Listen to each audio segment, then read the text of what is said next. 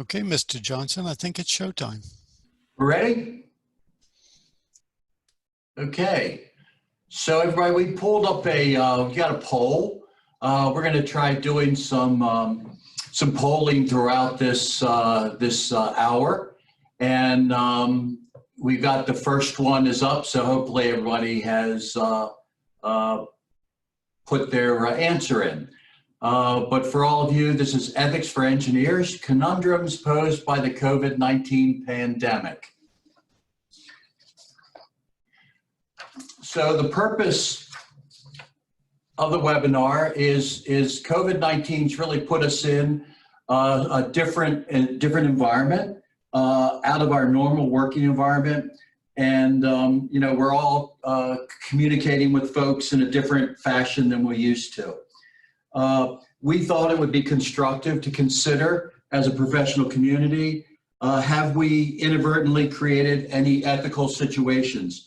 So our session today, we're going to focus on 3 topics: responsible charge, collaboration, and accountability.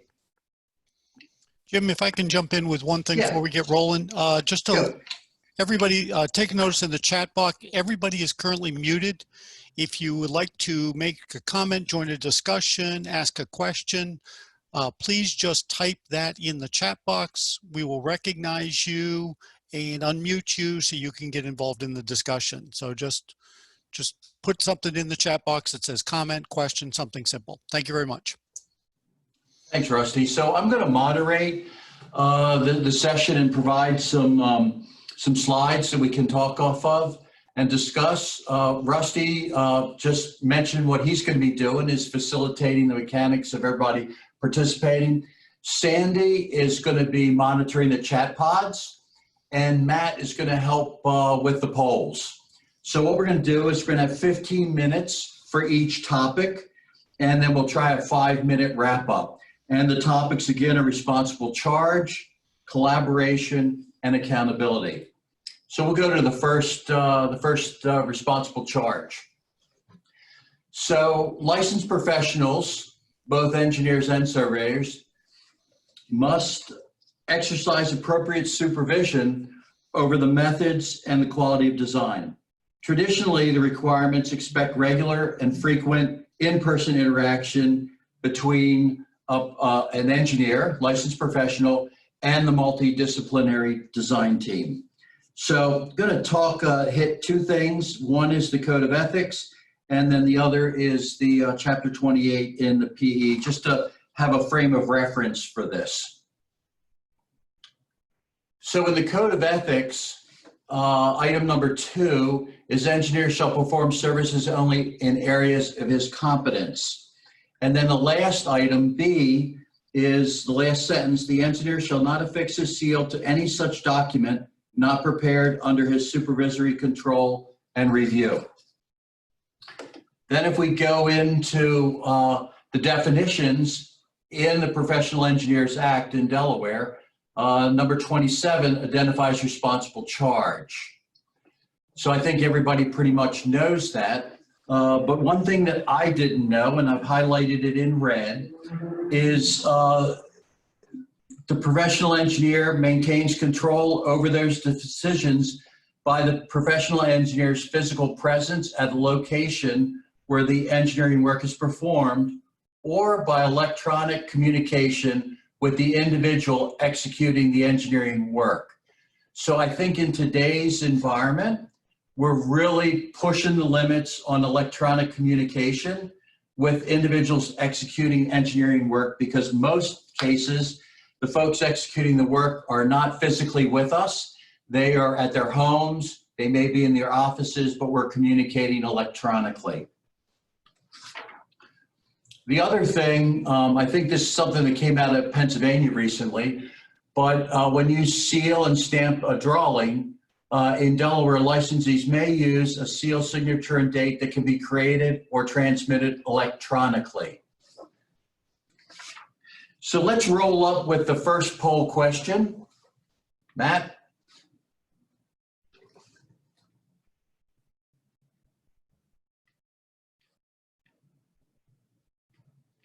Okay, the question is, do you think responsible charge can be adequately satisfied through virtual interactions only? So let's take a second and put down your answers. And Jim, when you're ready, I can share the results of that. Okay. Let's just give it about, what do you think, 30 seconds? Yeah, we've got about 30 or so far. We're getting there. Okay. I have no idea what everybody's going to say on this one. Looks like we've about plateaued. So I'll end that and share the polling. Wow. So 74% think we can do this through virtual interactions. That's good. Do you want to open it up to any discussion, Rusty? If anybody has any thoughts so far on this, why they answered yes, why they answered no? Nobody has asked anything, but I guess my curiosity would be to those that answered no, what are you doing in this current situation?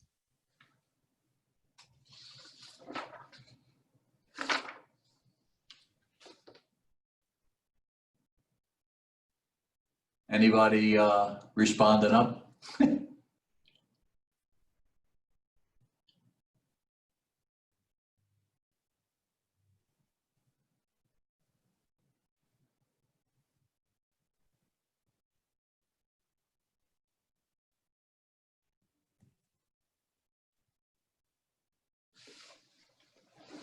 No one's offering anything, Jim, so maybe we should just go forward.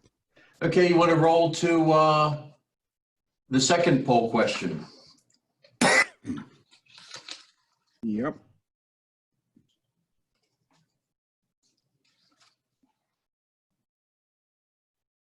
There you go.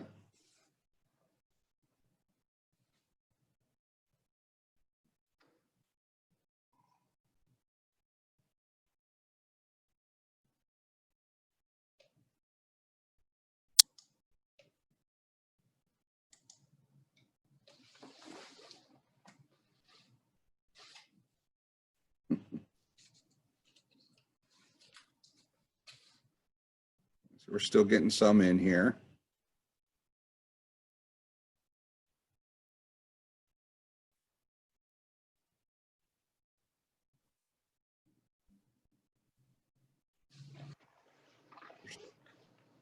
We're starting to plateau a little bit.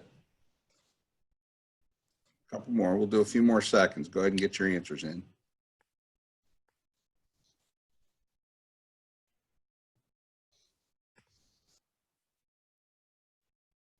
Okay, why don't I end that and share? So there you go. Wow, so 68%, a majority believe that will be subject to new liabilities. Huh. Does So, anybody want to comment on what those liabilities might be? yeah.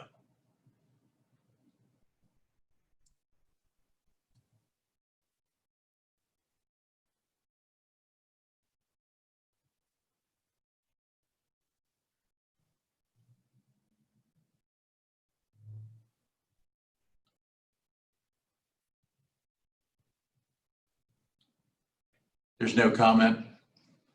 What do we got? I have to say, I'm surprised by the bashfulness of this group. There are people on this list who are usually quite robust in sharing their thoughts.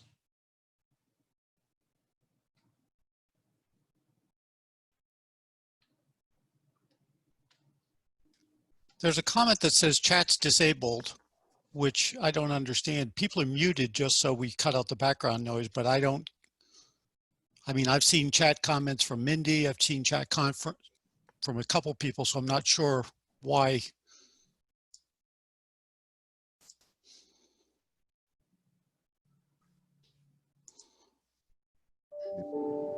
Me.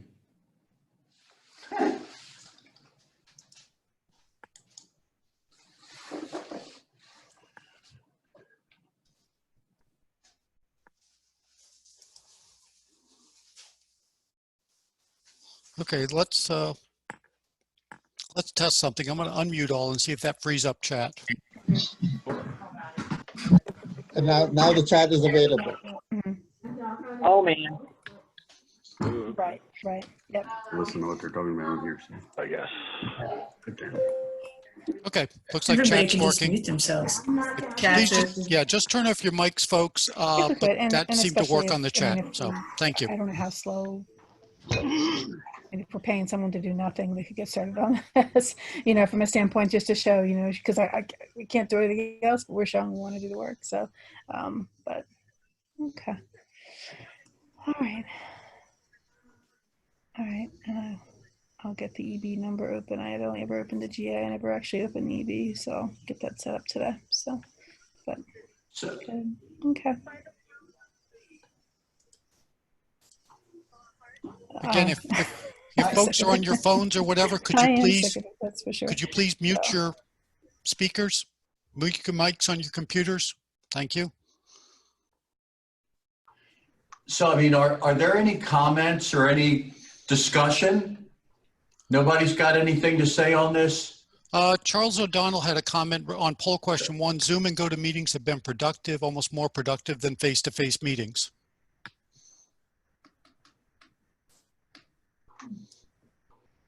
So, Does Charlie want to weigh in on that a little bit more?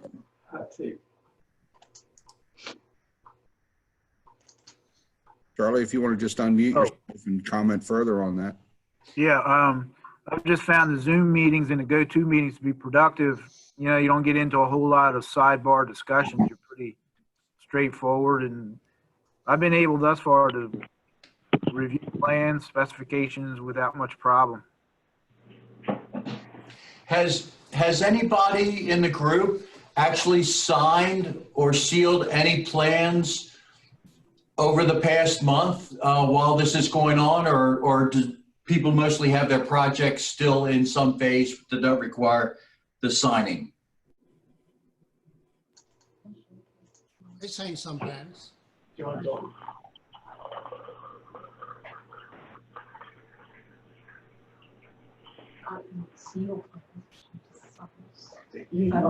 A comment from Jim Pappas that they electronically sign and seal plans all the time. Yeah, me too. I sign all the plans electronically.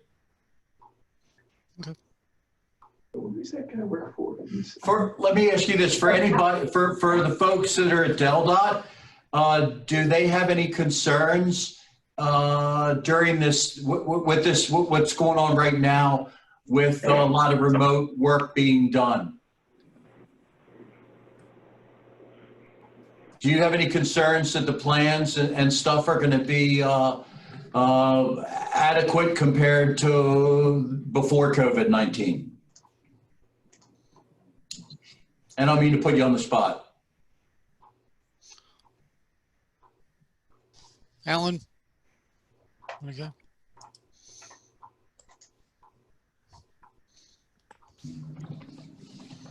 Alan, you want to go ahead?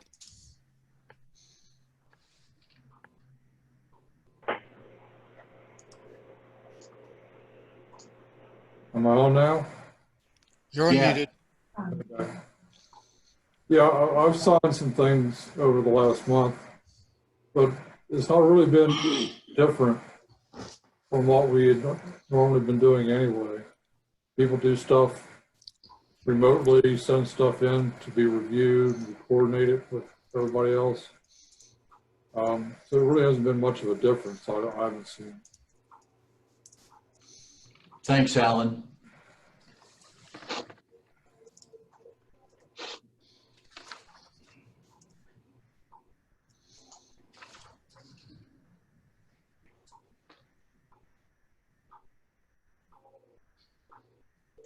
Do you want to move on to the next topic?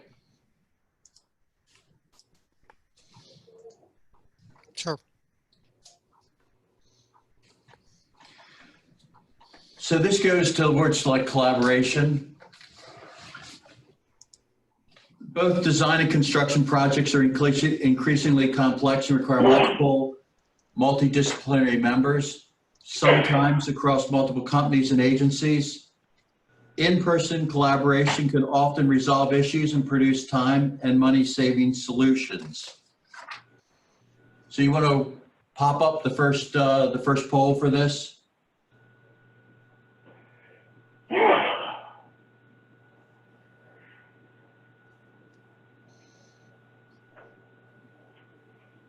So will project owners and the public have confidence that our design or project solutions are as robust in this environment as they would be in the traditional framework?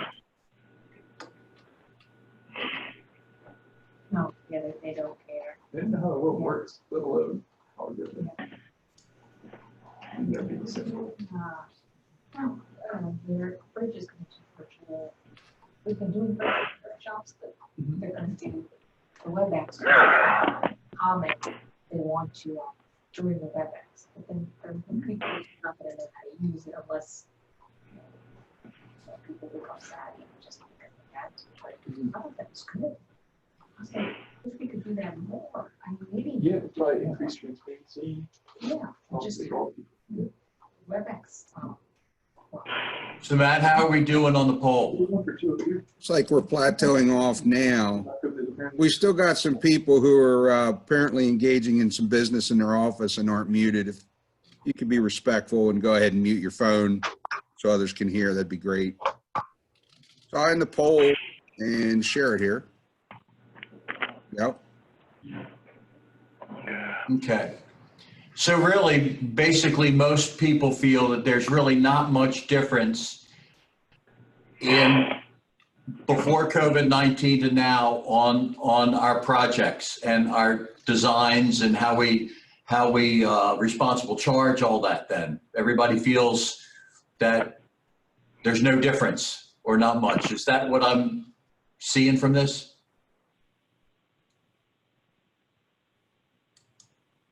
Yeah, one comment in the chat box says that they believe project owners will certainly question the time billed. Okay. Kate has a comment as well if you want to bring her in. Well, can you hear me? Yes. Oh, perfect. I just had a couple of comments back to the beginning. I think, because I work for a city, so a lot of our design work is like retrofitting projects. So it slows down right now the ability to go out in the field if we need to meet out with field crew to verify some things. You know, and as the person stamping a design, we want to make sure we're verifying things in the field, and that might slow down being able to get personnel out in the field that are, you know, assigned to more critical tasks at the time. And as far as construction, another thing, it kind of depends on, in a construction phase, if you need to get eyes on something or not. A question might come up in the construction phase about your design project that you might need to get eyes on. And if you can't, or if you don't have the technology to be able to view it from your desktop, that could definitely be an issue. And the last question, I don't think the public necessarily will have any concerns, because right now, I don't think the public ask a lot of questions about projects in the design phase and in the construction phase. But I think me as an owner, I would definitely have questions to a design team that we'd be pulling in. How do you know this is what you're finding? Are you going out in the field? Someone brought up a great point about how much time they're actually working on the project. If you're not able to have meetings for whatever reason, that would be a hard thing to track. But yeah, just verifying that what they're putting on paper is what they're actually finding in the field, or how are they, like, what are their methods? Okay. Yeah, Jim, there was a comment from Matt Galinas also. Increase in virtual meetings may be seen as a cost time savings, since there can be significant savings in travel time to an in-person meeting. Okay. Let me throw up this example or this potential case. So you got a multidisciplinary team consisting of an owner, and this could be, it doesn't have to necessarily be a state DOT, it could be a municipality, a design builder, and their engineer. And they're engaged in a high-profile project that commenced before the COVID-19 outbreak. Prior to the outbreak, the project was progressing well. About 50% of the design was complete, and some limited construction had begun. Because of social distancing practices and stay-in-place orders, schedule and budget has begun to erode. The owner is facing significant shortfalls in revenues because of COVID-19 impacts and has limited ability to cover cost growth. So I think we had a poll question on this one, and then maybe we can get some discussion from the various people representing each stakeholder.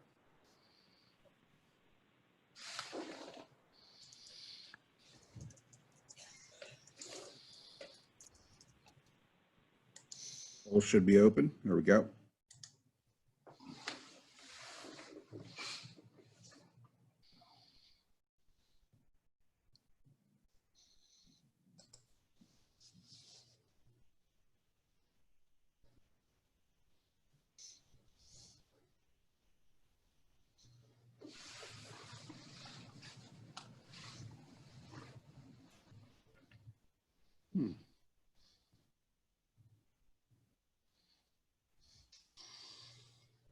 You still got a few coming in, Jim.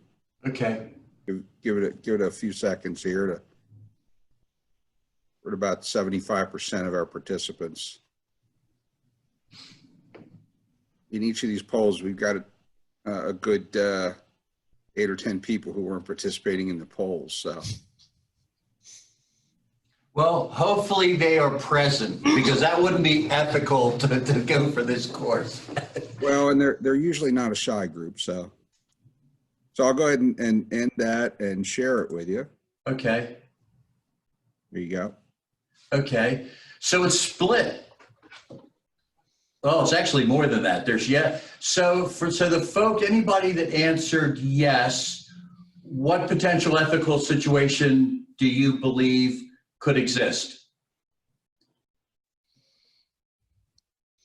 Go ahead, Karen.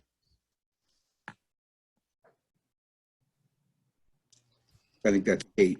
Kate, sorry, go ahead, Kate. Yeah, I just think like from a safety perspective, if you have, if this project is in the middle of happening and you have a contractor working on it, you know that there's safety issues that have come up, the social distancing practices. Are you going to make sure that you want to get this project, you want to keep this project going, so are you going to make sure that the contractor is practicing social distancing properly? Or are you going to, look the other way because you want to get this project done? Things like that. Are you making sure that, the governor's different updates are being practiced by the contractor that's on the site? Or you just want to, I think that would be a big ethical question.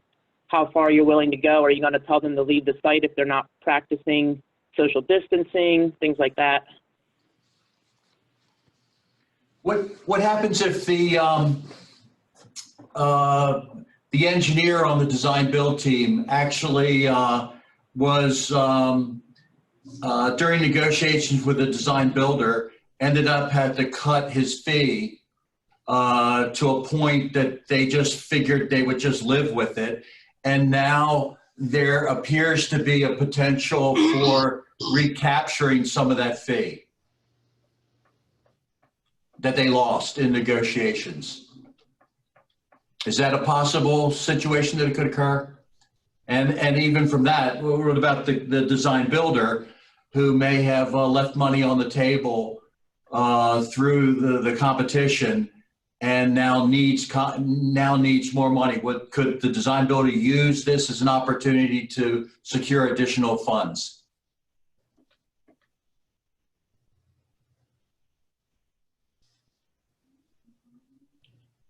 Any thoughts on that?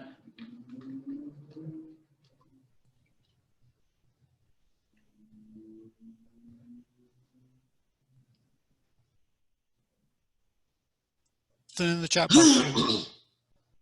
while you wait, Jim, I might suggest, in relation to what Kate was talking about, I don't know who Dad Desktop is, but he said some of us are still going outside. It might be interesting to ask, presumably him, to weigh in on what the experience has been with social distancing with outside activities. I think that's fine, Matt. So if that individual wanted to throw in their 2 cents, that'd be great.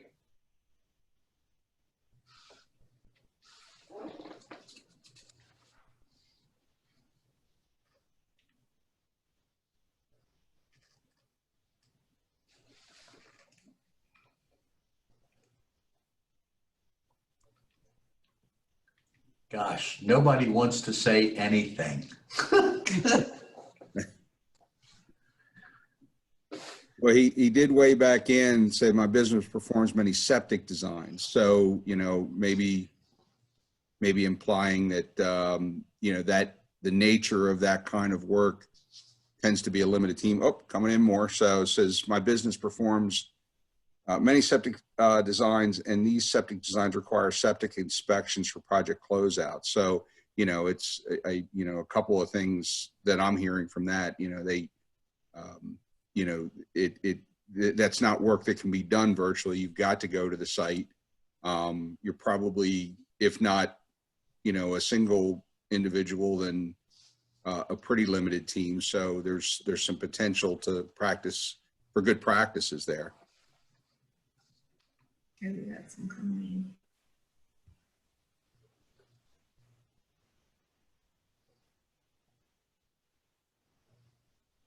We have a question from Bob Wright. Let me see. I'll make sure I get it. Oh boy, I lost it. Okay.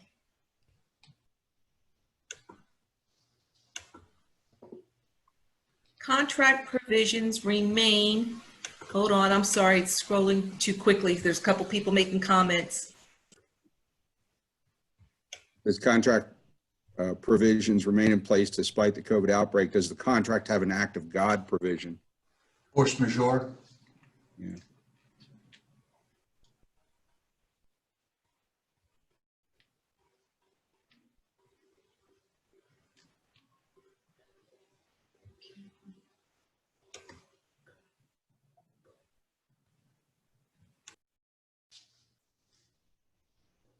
Rusty, you're muted. Unmute.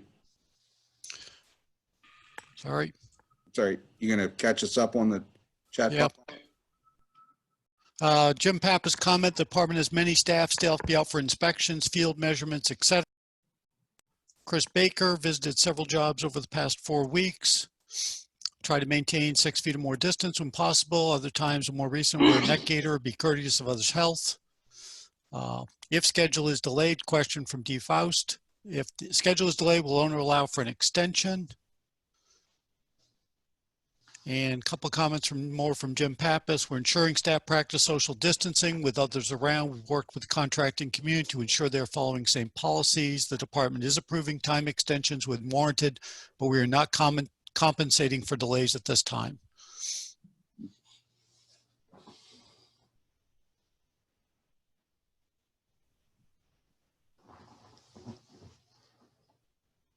So is it everybody's feeling that even during this time, collaboration and all that is still ongoing on projects, even though it's got some different ways to collaborate, but everybody feels that is still going on?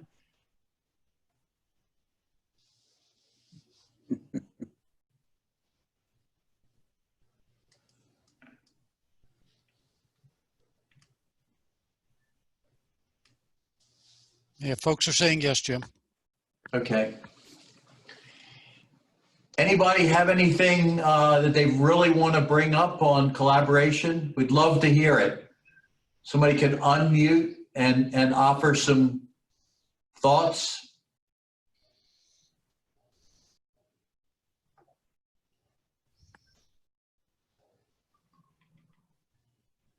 Okay. Man, Matt, this is awful. This is awful quiet. Maybe everybody's eating their lunch. Yeah. This is John Falkowski, if you can hear. There you go. Hey. Hey, Hey, I'll be the one to speak oh, up. go ahead. No, I just wanted to say, I mean, everyone's right. The show must go on. And I think all the firms, contractors, engineers, agencies, we've all been coordinating, albeit virtual now instead of in person as we prefer, but things are being coordinated and everyone is continuing to work. A lot of the agencies, some, not all, but they're doing virtual commission hearings and pre-application meetings to keep projects going. There are a few firms that are not firms, a few agencies we're seeing that are not, and that is causing project delays, more in the design than construction, but that is something we're seeing. It's not a statewide, everyone's business as usual. It's limited. So projects are continuing in areas that have gone virtual, and they're at a halt or standstill in municipalities and things that are not. So it's the only comment. Thanks.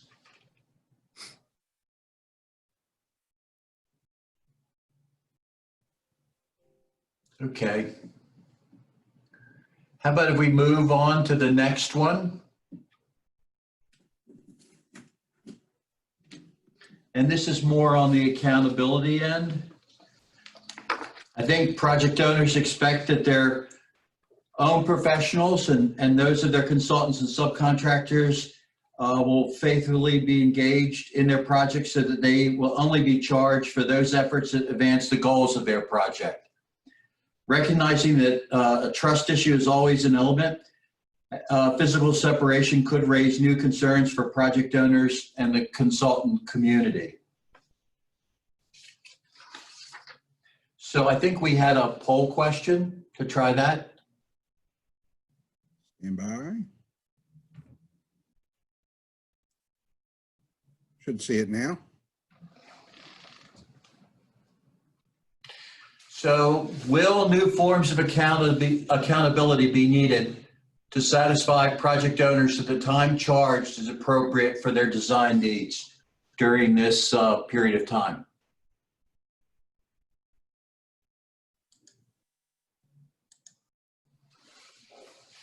Pretty fast on this one, Jim, and there's a strong sentiment towards no. Be interesting to hear from people to comment on. Apparently, they feel that we've already got sufficient accountability situations in place. It'd be interesting to hear some examples of those.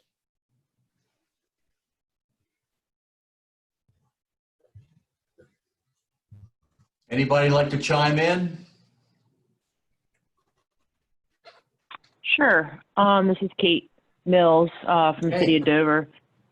I think there's already, before the COVID-19 issue came up, there's always been kind of a trust with the consultant that I'm kind of going back on what I said earlier, thinking about it more. There's always been a trust there with the consultant that we're hiring, that when we get an invoice or we get a 50% design back from a consultant, that the time that they're putting into it is accurate.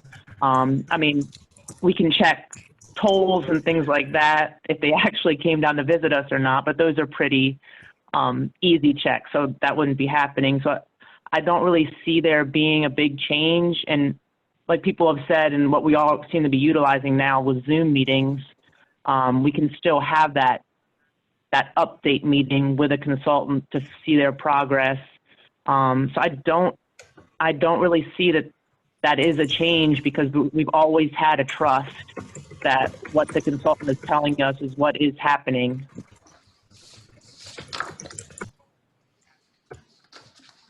Okay.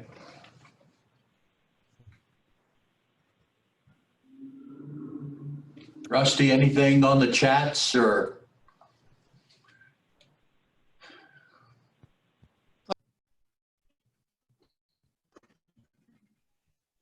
You're muted, Rusty. Sorry. I think the answer is more of a maybe than a no. Some people, PM should ensure that COVID safety practice costs are charged separately from the job itself, maybe charged to the client as approved to do so, or itemized as overhead company cost, which may be eventually compensated by others. Clients are kept up to speed on progress made. If there's a question pertaining to time billed inappropriately, billing backup can be provided with commentary. Expectations and deliverables are the same. The only change is presentation of these, possibly many submissions, et cetera, are already be done electronically and somewhat remotely. Okay. Let me throw up two examples. Joe finishes his, and Joe's working at home. So Joe finishes work ahead of schedule, does it in about 4 hours. He does his personal work around the house. He remains by the phone to the office and charges 8 hours to the project he was assigned to. Over the course of a month, Joe charges 120 hours to the project, but really only worked 80 hours of the time he charged. And then the second one is Sally is a hands-on manager. She periodically spot checks her team by phoning them at home to see if they are in, and keeps an ongoing log of their connect time as they're connected into maybe the servers at the main office or however. So we got two different situations, and just curious, I think we've got two poll questions. So the first one involves the first case. All right, I'll put it up. Stand by. There you go.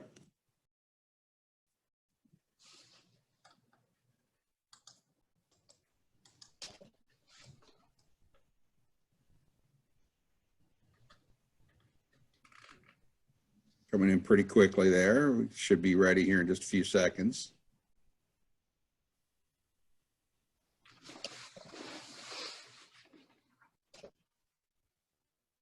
All right.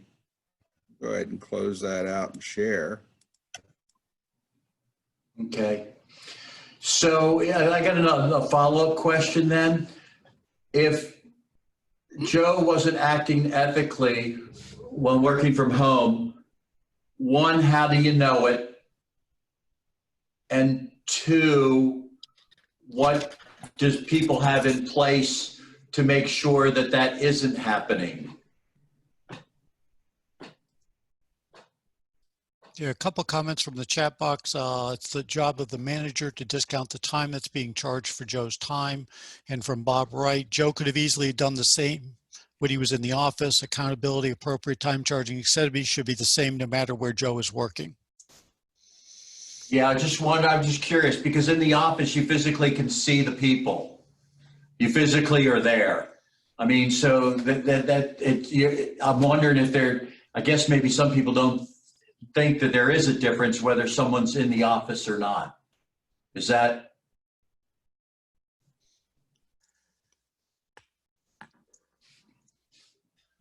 And what happens if Joe's concerned that he may be laid off or have some other situation with the company he's working for, and he thinks that if he's showing he's highly utilized, that he'll keep his job? Or what happens if somebody's supervisor is pushing everybody to be highly utilized so that cash will keep on coming into the company and be able to pay bills during this period?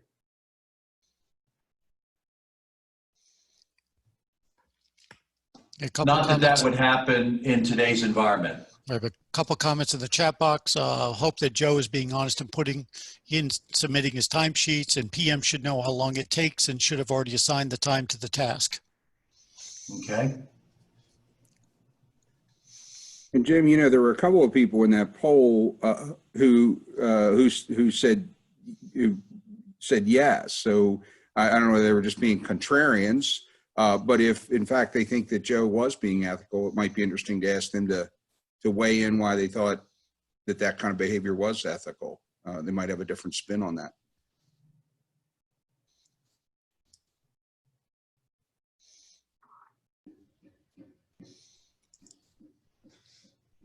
They've got a little bit of a comment on that. Yeah, some more comments in the box. Joe could be working on other things in the office and appear to be busy, so it might be difficult to tell what he's working on as long as he appears to be busy. Never worked for or been a consultant charging my time by the hour. Is it customary to have on-call rate, presuming less than the working rate? Possibility, another answer, apply for federal PPP funding to allay fears of layoffs, use special COVID timesheet codes. Only reason this could be ethical is Joe is not hourly, the project is fixed fee, and the time spent on call could be charged appropriately per the contract.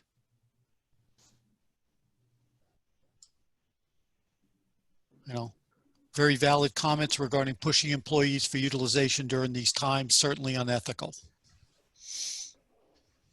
Good. We're going to drop down to the question for Sally. All right, give me a second.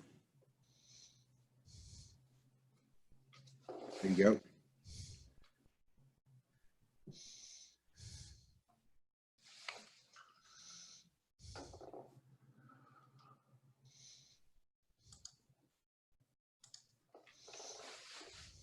So they're coming in pretty fast, so just give it a few more seconds here and to about 75 or so %. And all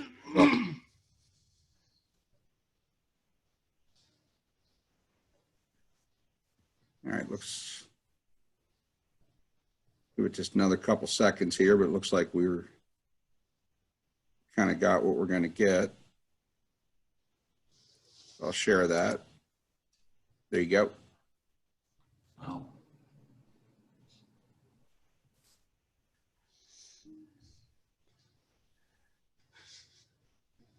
You see that, Jim? Yeah, I do. I'm just trying to where to go next.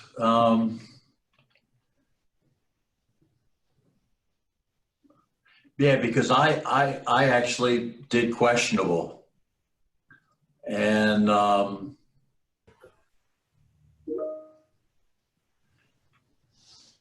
I think it was, if what I'm trying to figure out is if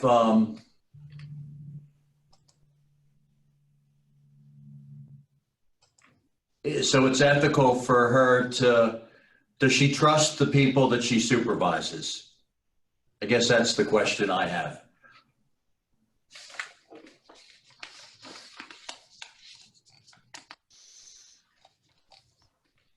Couple comments in the chat box. Micromanaging style of management, but does not seem unethical. It's an issue of trust. And then a comment from Jim Papp is trust but verify.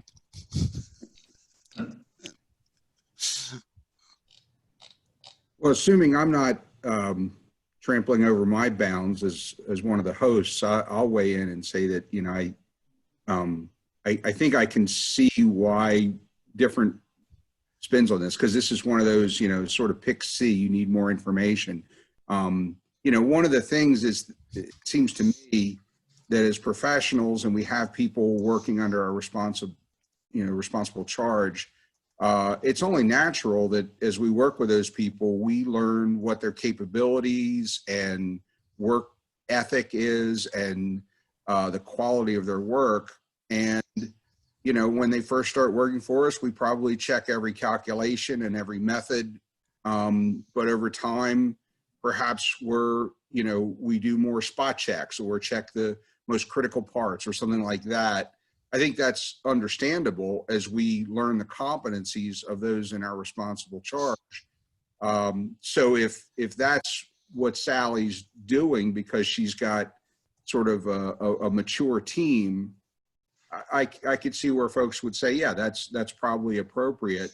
So I think it's one of those weaselly, it depends.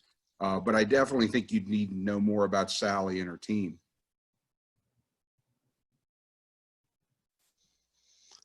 A couple other comments. Depends on staff capabilities and exactly what issues may occur when working from home.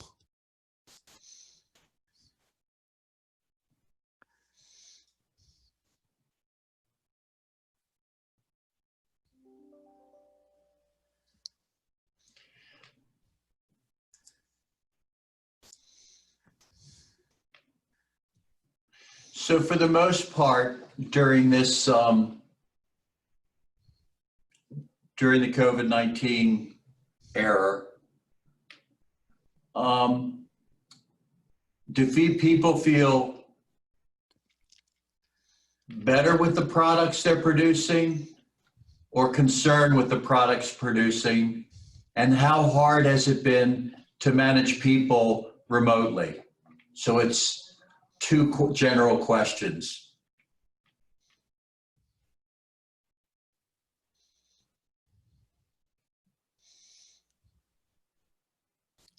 Jim, a couple of comments that go back before you made that point. From Mark Russo, heard some stories. Someone actually posted on social media they were working another job while they should have been working. Yeah. They give people an inch and they'll take a mile.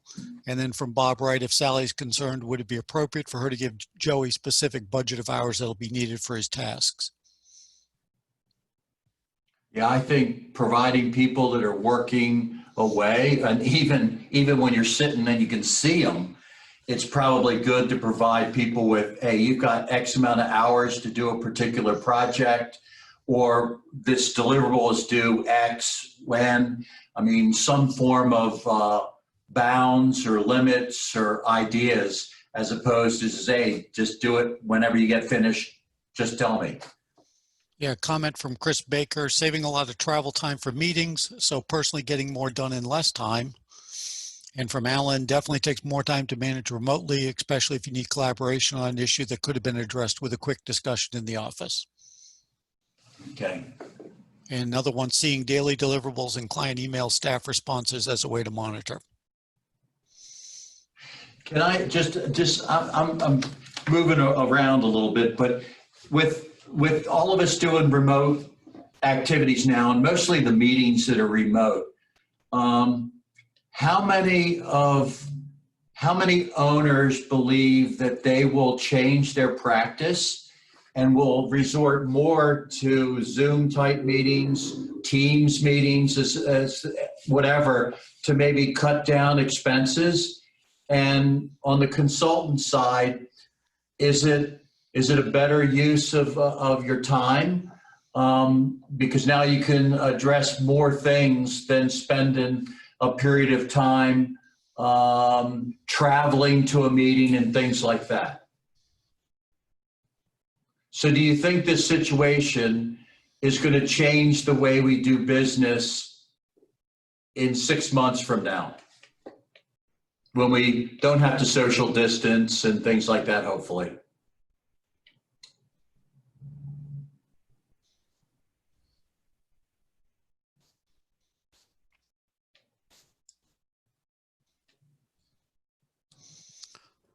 Comments include, expects efficiencies to come from this situation. We'll definitely use virtual meetings more moving forward. There are plenty of times when face-to-face is necessary and better. That's from Shante at Del Dot. Miss the social interaction. It's only human. Okay to remote for most meetings. However, the initial kickoff meetings are where face-to-face is better. More efficient to have meetings that are not location dependent. This will be good, but there'll still be field and site visits. They'll be pretty much require on-site face-to-face. Managing people, been easier than expected. Collaboration technology has made it pretty easy to communicate. Scrolling fast here, sorry. It was important to set expectations early on, but once things settled down, we found some benefits. There were also several comments related that most firms aren't worried about when the work gets done, that if the work gets done, because folks that are home managing children, et cetera, they're doing more at nights and weekends. Think it depends on the people involved. Stakeholders should be in person, but maybe odor designer could be Zoom. A lot of firms are already set up well on digital and work sharing platforms, so the transition has not been drastic or difficult. And as long as virtual meetings stay productive, they're beneficial for our consultants. And, you know, Chris Baker also did a con to his earlier pro and talked about, which I think was sort of mentioning, or Shante maybe, you know, again, you know, going forward, that going forward, you know, we should recognize that there's some meetings where that in person, you get a lot more complete information from that person to person situation. So let me ask this, for owners, are there any concerns moving forward? And then I think I'll flip it and ask for consultants and contractors, are there any concerns moving forward? Let's go with owners.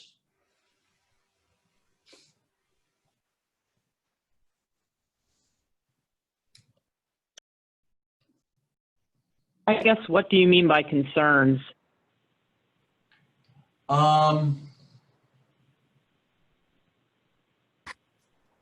If there's something that you don't think is working well, that could be a concern. Are you concerned that budgets will be different? And how's that gonna be impacting moving forward, those types of things? Does that make sense? Well, I guess you're saying while we're still in this COVID-19 situation moving forward, not after. Yeah. So I'm saying there's probably some concerns that come out of this situation moving forward. And do you have any?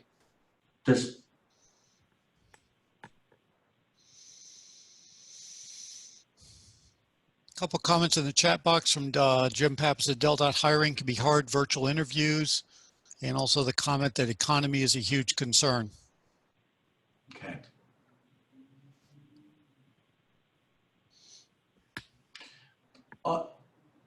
On the consultant side, are there any concerns moving forward?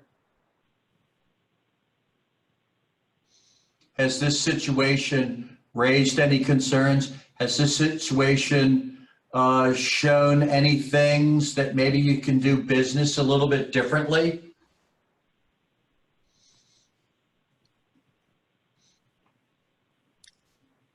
Comments in the chat on training new staff can be difficult and need to get everyone back to work.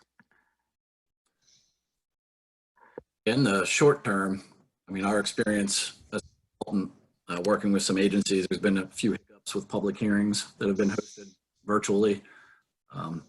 Public notices have been sent out with Zoom links and things like that. It's kind of a big change. Some people have a lot of technological issues trying to get on. Just the other night, I had a Board of Adjustment hearing with Kent County, and the numbers that were sent out were not correct. The video and the audio were spotty, on and off. Almost missed the point of the meeting where I had to present for the client. So those kind of things are the immediate concerns. And in the future, I think looking forward, if this doesn't get back to normal here soon, I mean, we will be seeing a lot more people finding the efficiencies in Zoom meetings as opposed to face-to-face. But I mean, for relationships and other matters, I mean, never underestimate the power of a face-to-face meeting. Do you think companies will start utilizing remote working and teleworking, things like, will they be using that more? My firm has. I'm with Becker Morgan. Yeah. Moving towards more of a virtual format, getting everybody on VPNs. I don't think we bought a desktop computer in a couple years. You know, moving everyone to laptops. Really been preparing. There's kind of a change in the landscape of the younger people hired out of school. Yeah. They don't want to work in Dover or Salisbury, Maryland. They want to live up north, or they want to live in the city, and the commute is big on them. They might do it for a short period of time, but after 6-8 months, they're tired of the commute and they look elsewhere or want to work remotely or in a different office. So we've been moving that way, and I think a lot of firms are, just to give people the flexibility, and it helps with recruiting talent as well. So. Okay. A few comments in the chat box, Jim. Clients are not always tech savvy, particularly in Delaware, the Amish community. Having people, from Bob Wright, having people in the office helps with collaboration, mentoring, and project development design, as well as discussions. Virtual methods work, but I prefer in person. Different is okay for now, but trust can erode. Long distance is the next best thing to being there. That'd be a great slogan for a phone company.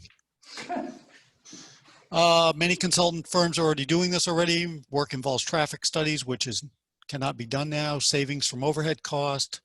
Considering some individual works 1 to 2 days remotely, some staff are working more hours remotely than in the office. Depends on the staff's work ethics. So. And Jim, you're about 5 minutes out. Okay. So I had one other question. It's for Matt and Rusty. The new grads that are getting ready to depart the university, how are they taking this?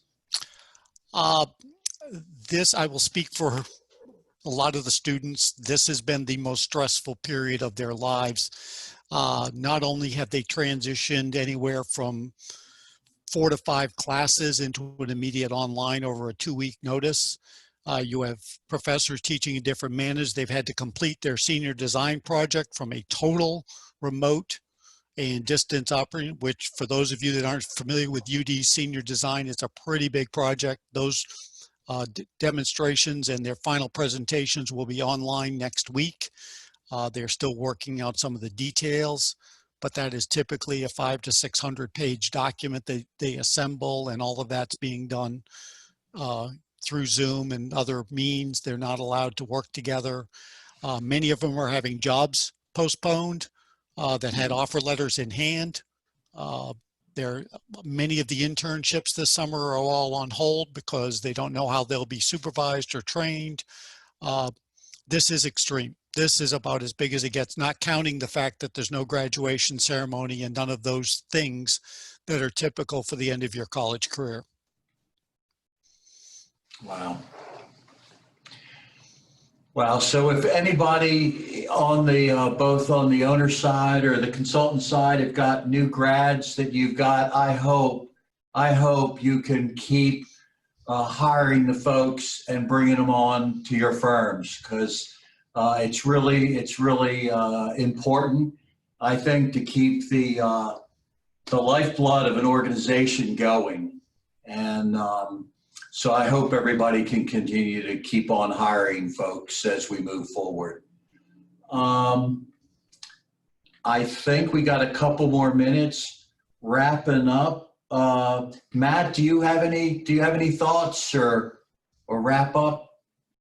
I'm going to delegate. One thing that I know I think we skipped over when we were reading some things that jumped out to me, and it goes to that thing of, we all think of different things. I think it was Chris Baker mentioned something about when we were back talking about, how to deal with things where we want to be on site, et cetera. And he mentioned the use of a drone where, again, you could put a drone up and maybe show that feed live where people could say, I need a closer look at this or type of thing. It goes back to what I think a number of people have commented on is imagine if we had been faced with this even 5, 7, 10 years ago, the difference that we have in hand with technology now on so many different levels, we're so much fortunate than we would have been just a few years ago. Somebody put in here a minute ago, have faith, things are going to get better.